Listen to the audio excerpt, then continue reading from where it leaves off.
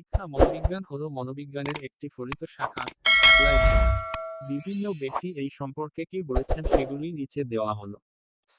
Skinner মনোবিজ্ঞানের যে শাখা শিখন ও শিক্ষণ নিয়ে কাজ করে তাকে বলে শিক্ষা মনোবিজ্ঞান।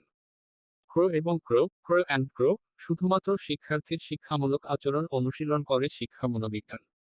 উক্ত বিষয়টি ব্যক্তির জন্ম থেকে পরিণত বয়স পর্যন্ত শিক্ষামূলক অভিজ্ঞতা বর্ণনা করে ও ব্যাখ্যা করে। বার্নার্ড শিখন ও শিক্ষা সংক্রান্ত বিষয় হলো শিক্ষা মনোবিজ্ঞানের কাজ। মূলত শিক্ষণ ও বিদ্যালয়ের শিখন নিয়ে আলোচনা করে শিক্ষা মনোবিজ্ঞান। পিল শিক্ষা মনোবিজ্ঞান হলো শিক্ষার বিজ্ঞান।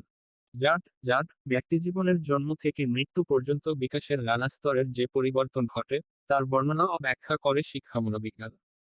Dot dot dot dot dot dot কোলানসিক শিক্ষা প্রক্রিয়াকে উন্নত এবং ব্যাখ্যা করার জন্য মনোবিজ্ঞানের যেসব তথ্য এবং নীতি সাহায্য করে সেই সব অনুশীলন করায় শিক্ষা মনোবিজ্ঞান। শিক্ষা মনোবিজ্ঞানের কিছু ঐতিহাসিক তথ্য। শিক্ষা মনোবিজ্ঞানের বিকাশের সূচনা হয় গ্রিক দার্শনিকদের সময় থেকে। শিশুর ব্যক্তিত্ব বিকাশে গৃহের প্রভাব প্রথম উল্লেখ করেন পাশ্চাত্যের দার্শনিক ডেমোক্রিটাস। প্লেটো এবং অ্যারিস্টটল খ্রিস্টপূর্ব চতুর্থ দশকে একক শিক্ষা ব্যবস্থা গড়ে তোলেন ও মনস্তাত্ত্বিক নীতির সাথে এটির সম্বন্ধের উল্লেখ করেন।